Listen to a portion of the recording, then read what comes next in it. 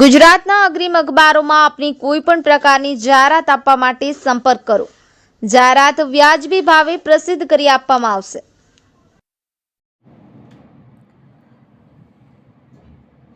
જીઆઈડીસીમાં બનેલી બાળકી સાથે થયેલી દુષ્કર્મની ઘટના બાબતે ભરૂચ પોલીસ અધિક્ષક મયુર ચાવડાએ પ્રેસ કોન્ફરન્સ યોજી માહિતી આપી. ભરૂચ જિલ્લાના પૂર્વ પટ્ટી વિસ્તારમાં આવેલી એક જીઆઈડીસીમાં ગતરોજ એક બાળકી સાથે દુષ્કર્મની ઘટના ઘટી હતી, જેના આરોપીની ગણતરીના કલાકોમાં પોલીસે ધરપકડ કરી લીધી છે. ભરૂચ જિલ્લા પોલીસ અધિક્ષક મયુર ચાવડાએ માહિતી આપતા જણાવ્યું હતું કે એક બાળકીને ગંભીર ઈજા થઈ છે અને તેને સારવાર અર્થે હોસ્પિટલમાં દાખલ કરવામાં આવી છે. ઘટનાની જાણ થતાં ઝઘડિયા પોલીસ તાત્કાલિક ભરૂચ સિવિલ હોસ્પિટલ પહોંચી. અત્યારે સિવિલ હોસ્પિટલમાં પોલીસને જાણ થઈ છે કે 10 થી 12 વર્ષની બાળકીને ગુપ્તાંગમાં ગંભીર ઈજા થયેલી છે. કોઈ વ્યક્તિએ બાળકી સાથે કૃત્ય કરેલું છે, કોઈએ બાળકી સાથે ખરાબ કૃત્ય કર્યું છે. તાત્કાલિક એલસીબી પોલીસની ટીમ ઝઘડિયા પોલીસ મથકે પહોંચી તપાસ હાથ ધરી હતી. 12 થી 13 કલાક સતત લોકોની પૂછપરછ કરતા જ્યાં ઘટના ઘટી હતી ત્યાં મુલાકાત કરતા આજુબાજુના લોકોને ડિટેન કરતા ખબર પડી કે વ્યક્તિ જેનું નામ વિજય પાસવાન છે આ તમે બાળકી પર દુષ્કર્મ આચર્યું છે. બાળકીના ગુપ્તાંગ પર ગંભીર ઈજાઓ પહોંચી છે. પોલીસે વિજય પાસવાન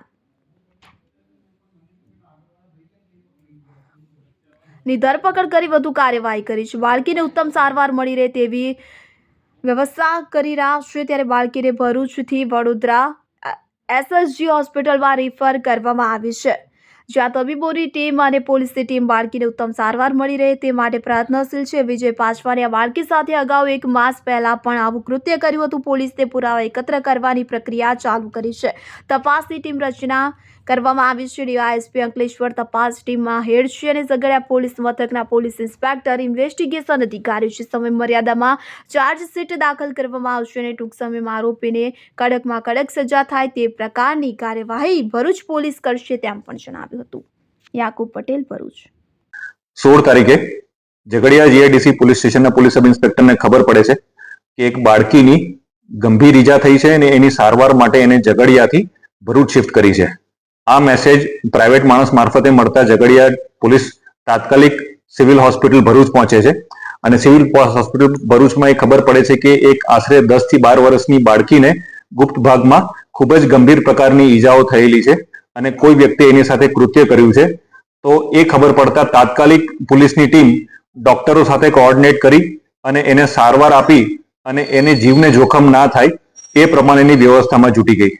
પેરેલલી આ જેવું કૃત્ય ખબર પડી ત્યારે પ્રાઇમા ફેસી ખબર પડી કે આ એક રેપનો કેસ છે અને કોઈએ આ બાળકી સાથે આવું ખરાબ કૃત્ય કર્યું છે.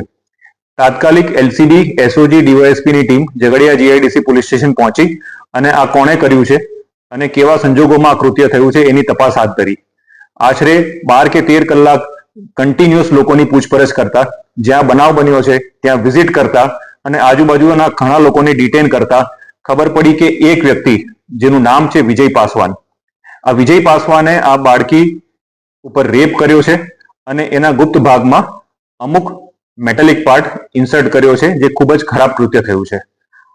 આ ખબર પડતા વિજય પાસવાનને એરેસ્ટ કરી અને આગળની લીગલ પ્રક્રિયા તપાસ ટીમ દ્વારા કરવામાં આવી રહી છે. આ કૃત્ય ખૂબ જ ખરાબ થયું છે. સરકાર આ બાબતે ગંભીરતા રાખવી અને પેરેલલી બેસ્ટ સારવાર મળી રહે એના માટે ડોક્ટર્સની ટીમ અપોઇન્ટ કરી છે અને બાળકીને પ્રથમ એક ઓપરેશન ભરૂચમાં થયા બાદ એને એસએસજી હોસ્પિટલ બરોડા રિફર કરી છે, જ્યાં પોલીસની ટીમ અને ડોક્ટર્સની ટીમ એને બેસ્ટ મેડિકલ સર્વિસીસ મળી રહે એ પ્રમાણેની વ્યવસ્થા કરી રહ્યા છે. પેરેલલી જ્યારે આ વ્યક્તિએ આવું કૃત્ય કર્યું છે તો આરોપીની ધરપકડ કરી. ધરપકડ કર્યા પછી એની પૂછપરછ કરતા ખબર પડી કે વિજય પાસવાને માત્ર અત્યારે આ બાળકી સાથે આવું કર્યું નથી, અગાઉ આશરે 1 મહિના પહેલા પણ આ બાળકી સાથે આ જ વ્યક્તિએ આવું કૃત્ય કર્યું છે અને એનો રેપ કર્યો હતો. આ ખબર પડતા તાત્કાલિક અમે લોકોએ તપાસ ટીમ, એફએસએલ અને ડોગને બધાને સ્થળ ઉપર બોલાવી અને પુરાવા મેળવવાની પ્રક્રિયા ચાલુ કરી છે.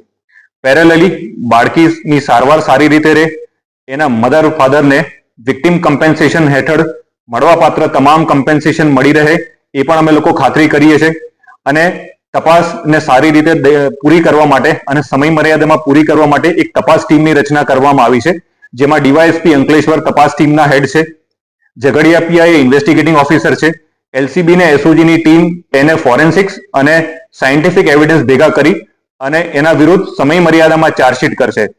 અને જ્યારે આવા ગંભીર પ્રકારના કેસો દાખલ થાય છે ત્યારે સરકારનો જે અભિગમ છે કે એને તાત્કાલિક બાળકીને ન્યાય મળી રહે અને મા બાપને ન્યાય મળી રહે એના માટે સ્પેશિયલ પીપીની પણ દરખાસ્ત પોલીસ દ્વારા કરવામાં આવશે અને ટૂંક સમયની અંદર જેણે આ કૃત્ય કર્યું છે એ વિજય પાસવાનને કડકમાં કડક સજા થાય એ પ્રકારેની કાર્યવાહી ભરૂચ પોલીસ કરશે. સર, સમગ્ર પ્રકરણમાં કેવા પ્રકારની ઈજા થઈ છે અને કઈ કલમનો ઉમેરો થશે પાછળ?